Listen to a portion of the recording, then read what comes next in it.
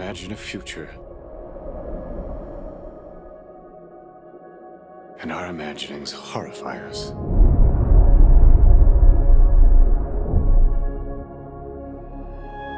They won't fear it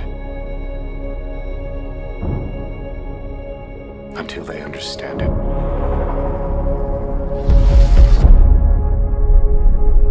And they won't understand it until they've used it.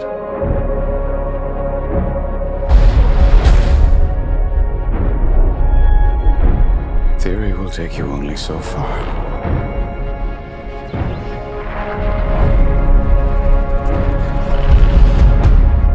I don't know if we can be trusted with such a weapon. But we have no choice.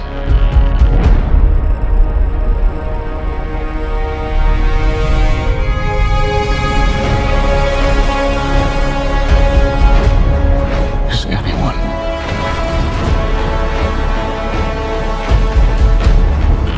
ever going to tell the truth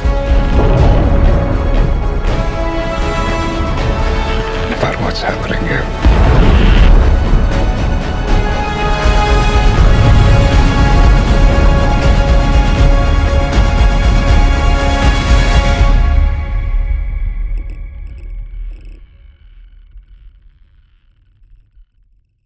Hello, welcome to Movie Humpers. I'm Bob Sham. I'm tired. The sounds you might hear are dogs. Yeah, we are tired. It's been a weird weekend. Yeah, I don't know exactly why. I feel way off, and I'm not sure why. No. Yeah. Well, last weekend we had Barbieheimer, and it was both movies were successful. Yeah. When we were in the line for snacks to go when we were going to see the Barbie movie, Yes. we went to our local Belcourt for Christopher Nolan's Oppenheimer, Yes, the movie we we're did. talking about today. But there was a girl dressed in a suit, and Yeah. we were very quietly making fun of her. Like You more than me. it didn't occur to us until you were like, no, she's dressed like Robert Oppenheimer. Yeah. That's what she was doing. But you thought maybe she just like saw Annie Hall for the first time. You know, sometimes kids are weird and they're just No, like, totally, I'm going to yeah. wear a suit to my I job. mean, we saw a young man Even with though- a pocket square yesterday, unironically. Yeah, you know, sometimes people just be like, I'm going to wear a suit to my job, even Absolutely. though I work at the fucking Shell station. Kids who carry briefcases, shit like that. We Like, all knew it's a couple fine. of kids like that. Absolutely. But yeah, this girl was dressed like Robert Oppenheimer. It's hard to say Robert Oppenheimer. For you, I guess. Robert Oppenheimer. Nailed it. Say it 3 times fast. Robert Oppenheimer. Robert Oppenheimer. Robert Oppenheimer. Okay. Good job. This is an Angela problem. This is a tired problem. You have a tired, sleepy in your eye. Now, Barbie was very heavily marketed. Yes. To the point that we're probably going to be very tired of seeing the Barbie marketing soon. Mm-hmm. The movie was a hit. But Oppenheimer, also a hit. Yes. But the marketing didn't go. I would have loved to have seen Robert Oppenheimer on a bag of Doritos. Robert Oppenheimer doll. Yeah. Oh, come on. He is little tiny atom box. I think Cillian Murphy should just go on RuPaul's Drag Race and be a guest judge, but he's playing Robert Oppenheimer.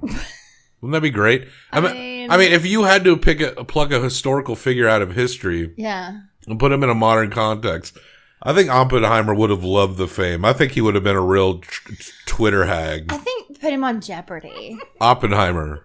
This was a movie that was 3 hours long. We knew it was going to be long. We knew it was going to be long. And you know what? The biggest compliment I can give to this movie is that there was never once in those 3 hours that I was like, oh my God, they could have cut this. That's true.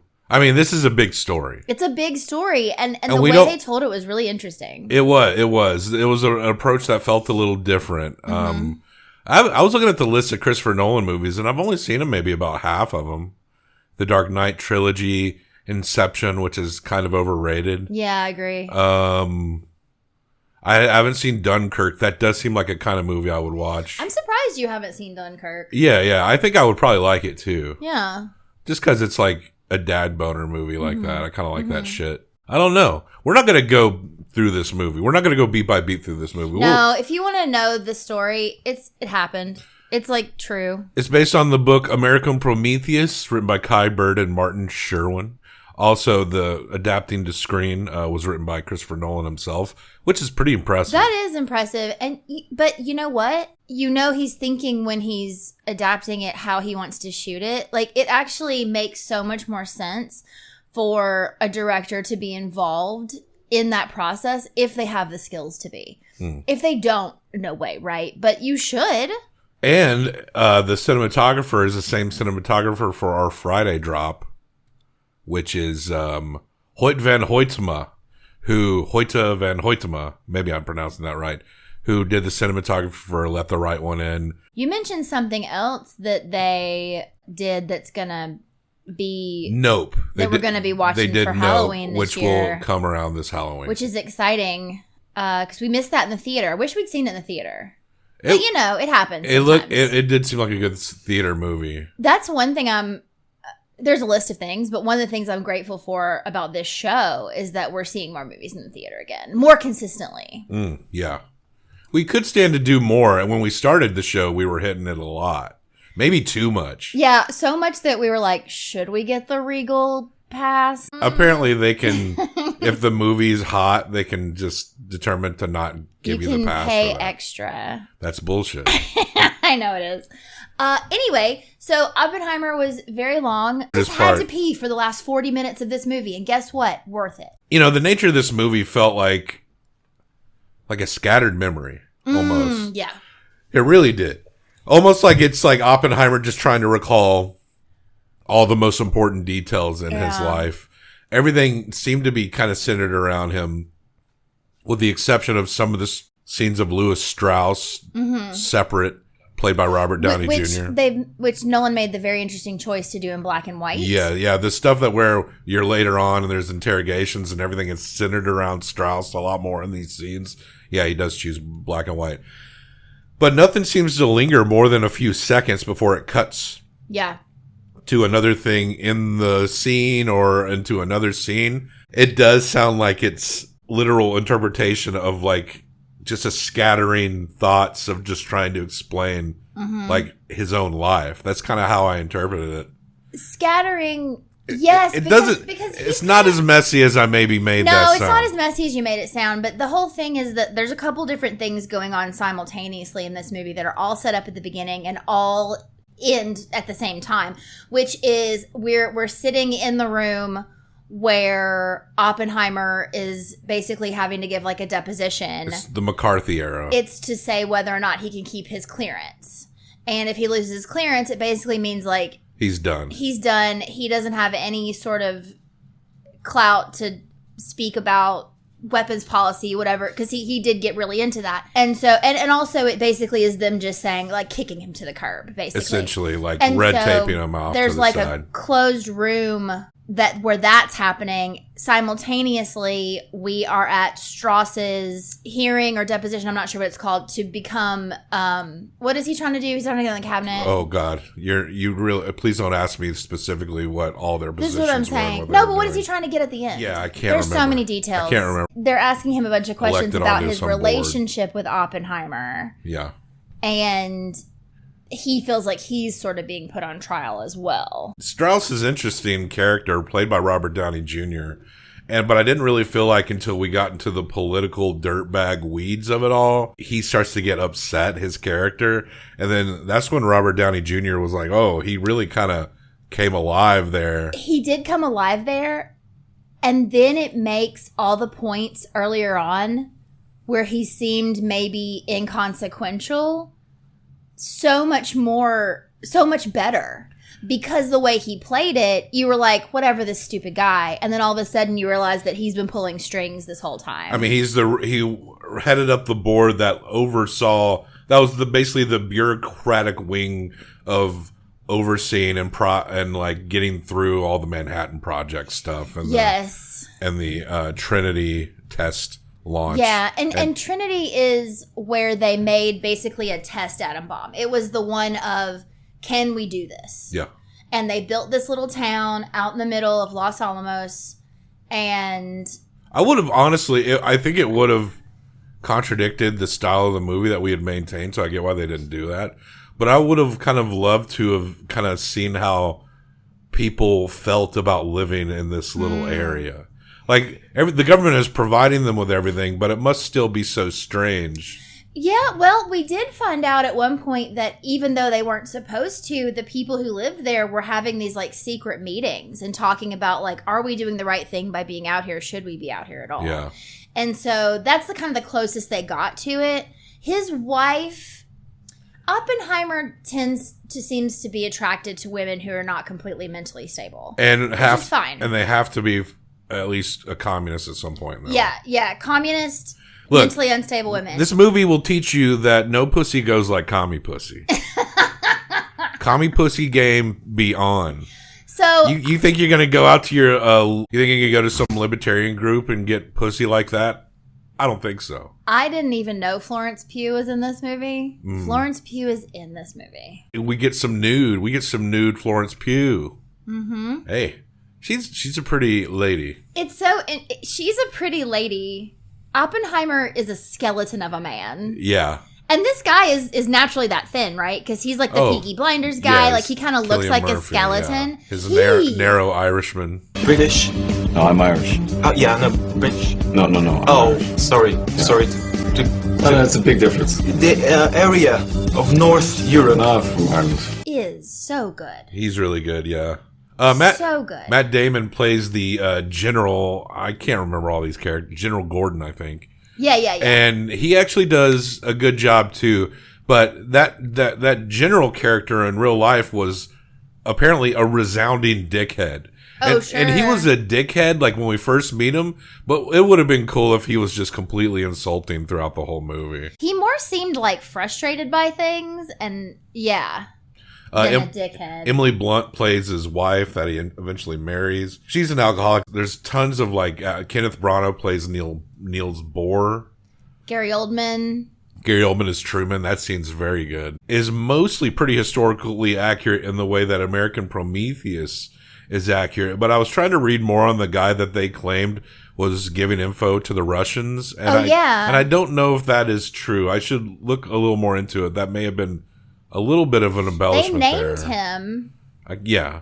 So we could, That's interesting. Yeah, so there was this whole thing of, is there a spy at Los Alamos? Apparently, in reality, security was shit at Los Alamos. Like, for what they were doing, it really wasn't that locked tight. Security was shit. People would just quit and leave. You don't know who they're going to talk to. McCarthyism really whipped America up into this propaganda of anti-communism, anti-socialism. And there were people in the movie that had obvious leanings in their life, and it showed at the end that a lot of their lives were ruined. And there's a scene where they're trying to kind of talk to Oppenheimer and essentially get him to, if you have anything to say that you want to convey.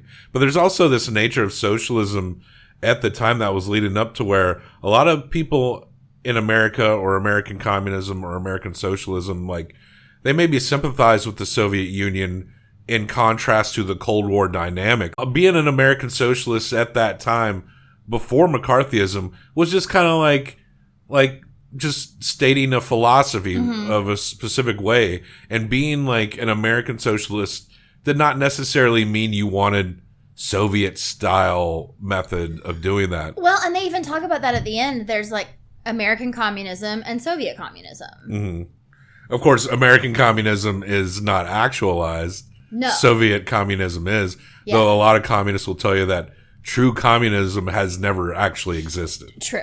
But that is interesting that it went all into that. And it wasn't anything like, it wasn't a jingoistic movie that went for or against. If anything, it was just kind of, Robert was trying to toe the line. He had respect for socialist ideology, but he was never a card-carrying member. No. He was just in it for that good pussy. Well, and he wants to look at all sides of things. Mm-hmm. He's a scientist. He's a theorist. He wants to know, like, what's going on. And if he does feel that something is not right or something could be better, he's going to explore that. And that seemed like what he was doing with that. Now, he did end up going to the Communist Party because, to the party that they had, not joining the party. Like, literally, they had a party. Because they have the best parties and the best because pussy. His brother joined. Yeah. Because of his brother's wife. And Oppenheimer actually, like, didn't like the girl because she got his brother into it. Because he was kind of like, dude, it's cool to hang, but don't, like, fucking sign your name on anything. Yeah. You know? Yeah. So, I don't know. Kind of like understanding, like, the long game of this in a bit. But at the same time, his wife, when he was being questioned by the Council of Un-American Activities, whether in front of politicians or behind closed doors. I mean, he's facing an uphill battle. It's a bad faith interview to begin with. Like, so it doesn't even, they don't even really care. And we won't go into the details with how all that pans out. But it is actually kind of cool. Like, I am kind of a sucker for the political intrigue. Yeah. But we're kind of leaning in on, like, a portion of that, because that kind of shit did happen to Oppenheimer in real life. And he, in there, I think it was sometime before 65, I think he died of lung cancer because he was a chain smoker. Yeah. But of course, this whole movie is leading from his early life in university. It's kind of all over the place, but not so where it's like you don't know what's going on. It's very smart. It's very smartly put together. And then we get to the testing site, which is kind of feels like the emotional peak of the movie, and that's the only part that really seems to hang on, and the silence that Nolan used for that, and also the guilt. And I understand the guilt, but like at the same time, everyone knew they were making a bomb. Yeah, and this is the part where it feels like for as smart of men as they were, there was some naivete on the part of the scientists, because or the way it's played up, Gordon and the military men, like, this is a weapon. Yeah. But Oppenheimer kept trying to say, we don't have to use the bomb. We just have to say we have it. And we did Trinity. And Trinity was supposed to be the only proof needed. Just to say, like, it can be done. We can blow you up. We're not going to unless you don't stop fighting us. But then they drop the bomb. It actually seems kind of typical of scientific advancement, where you want to get to the thing and then there's like good intention, and then ask the questions later. And America is all about the good intentions. Yeah, talk more about the result than the intention. Then people tend to get real upset. So yeah, I was glad we watched this in Belcourt. Yeah, me too. I consider that our home theater. It's our Nashville's independent historical. It's on the historical registry or something. It definitely is. I will say the length of this movie would have been nice in a reclining chair. Yeah. But I'm also glad we went to Belcourt. All of the movies have these reclining seats now, so it doesn't bother me that Belcourt is more of a classic style. Oh, totally. I just have trouble sitting still for so long. Yeah. We get fidgety. Yeah. Well, we're not going to go in too much more of the weeds. There is a sad Einstein in here. There is. I would say all the acting is really good. A well-made, pretty well-written movie. Yeah. Though it's just a lot of names, a lot of government positions to keep track of. So many people. This could merit a rewatch some months down the road for me. But I'm going to call it right now. If the Academy Awards even happen. Oh, yeah. That I think this will definitely get nominated. Oh, yeah. And I think they're going to give it to this one. That would make sense. Even not knowing what's in post-production, what's going to come out for the end of the year. But SAG and the 100% this is going to be on the list. SAG and the Writers Guild are both striking. Directors Guild, so far as of this recording, is not in solidarity. Yeah. They are not striking. Yeah. But we will see. It seems like we are going to be in a lull. But hey, fortunately, we have like almost 100 years of movie history to hit up. So we're not going anywhere. But we hump movies, and we're going to hump Christopher Nolan's Oppenheimer. Give it 1 through 5. I'll give it 1 through 5. Yeah. Combined for best out of 10. I'm going to go 4.25. You going to match me? It almost feels like classically like a good movie. You know? It's going to be on lists. And we're not going to spoil it. Like, people will get real mad if we say that they fuck up the bomb. It doesn't work. It is crazy because there was a theory that, and you kind of see this in the trailer, them being concerned about it, that there was a small probability that before they even tested this bomb that it could blow up the world, like cause a chain reaction throughout the atmosphere that would never stop. So literally in real life, they tested something that they thought at least maybe it could have been less Near zero Near zero is how they worded it in the movie. Very, very minute risk of destroying the whole planet when doing this. Fucking wild. The specter of nuclear, war, it's something that will never really go away. Oh, never. Well, and they say, they make the point, which is, obviously, but that while this bomb ended World War II, it also started the Cold War. I read this book called The Jakarta Method recently, which is about the U.S. ramping up and funding anti-communist governments and throughout, Guatemala. Chile is a pretty famous one. But Jakarta is, of course, in Indonesia. And it kind of like set the stage for how effective this can be. But, of course, this required the deaths of probably over 100,000 people just being killed by their own propagandized countrymen. But what was sad about that is that the communist groups in the countries where the majority groups were like, this needs to be peaceful. We can't just like go and attack our fellow countrymen. The countries like Cuba that actually like strapped up actually kind of had more of a prolonged presence.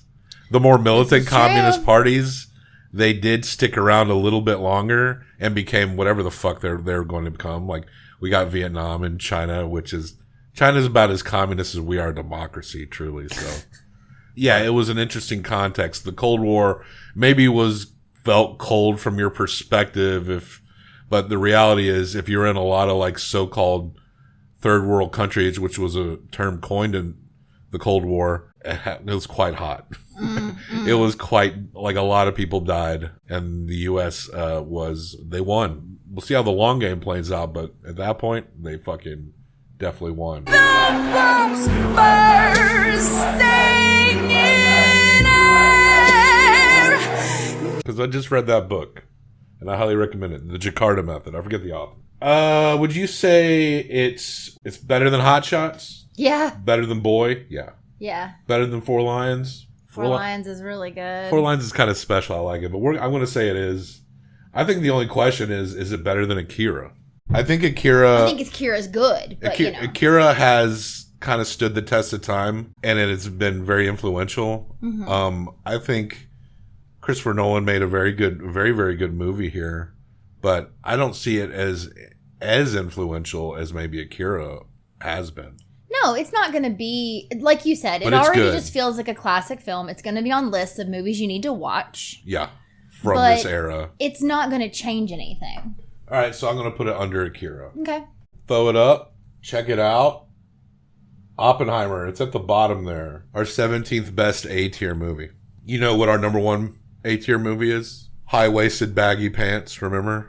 High-waisted baggy pants Out of the was Past. Out of the Past. Yeah. Out of the Past. I was almost there. It was Robert Mitchum. Out of the Past did not make S-tier, but it is like a movie. It might as well be. It is a movie I think is really great, and it has lingered in my mind. Yeah. Because, especially Jane Greer. Do you want to pop it up to S tier? Maybe down the road. We'll reevaluate our ratings some other time. I think there is a lot we can reevaluate too. Oh, yeah. I think there's some things that are like, maybe that's a little too high. Yeah. Or maybe that's... The fact that Hot Shots keeps coming up in these conversations. I think it's great. I don't think anything's too weird. low. But Sure. I think that some things do seem too high. But of course we differentiate. We don't agree with our own lists all Absolutely. Or each other sometimes. But that's it for the show. Check the show notes for links and other places to find us. Did you see Oppenheimer? Would you love to see Robert Oppenheimer be a guest judge on RuPaul's Drag Race? What did you think of the movie Oppenheimer? Is this Christopher Nolan's best movie? I haven't seen Dunkirk, but maybe. Death to all traitors. Death to all traitors. USA, USA, USA.